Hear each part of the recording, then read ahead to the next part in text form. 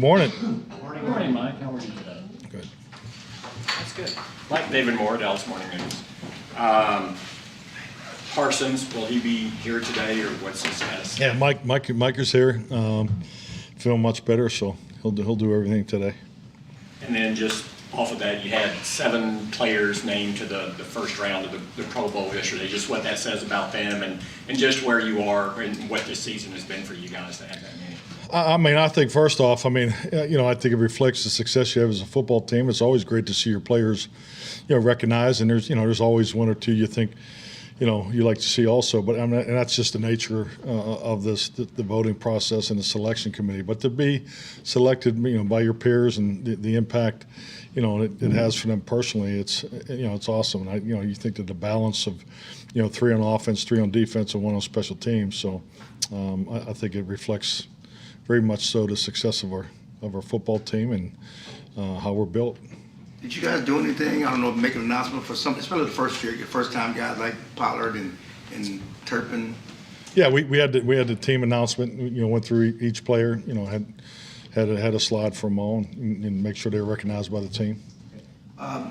Minshew was officially announced as a starter.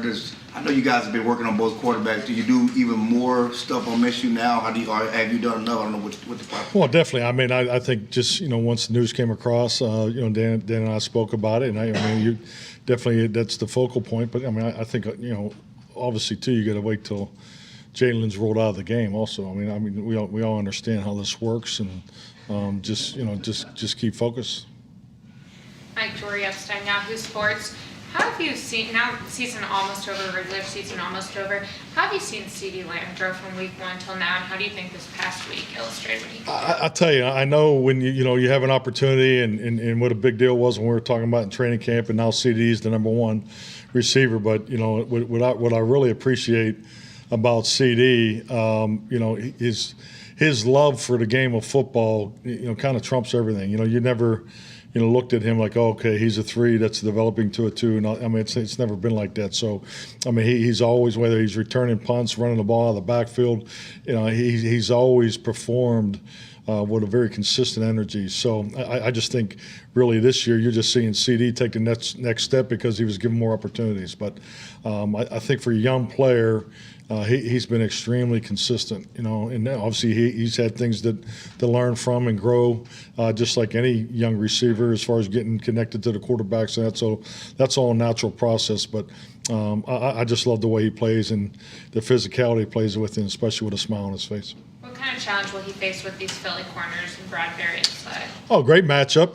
You got the 2 veterans and seeing all. Obviously I think Slays is fine as a corner in his generation of corners. So obviously, it's going to be a great competition. You're talking about guys that have played a lot of ball, and played a lot of football in this division. So, and I think anytime you have a chance to line up for a second time, there's added things that you have to be conscientious of, and that's all why we prepare the way we prepare, and we'll be ready to go Saturday. Calvin Watkins, Dallas Morning News. Outside of CeeDee, your other receivers have been kind of up and down with production. You've seen some good things from Noah, and how would you assess Gallup, Noah, and even Tolbert as well? Yeah, I'll start with Jalen Tolbert. I think he's a young guy that's getting better.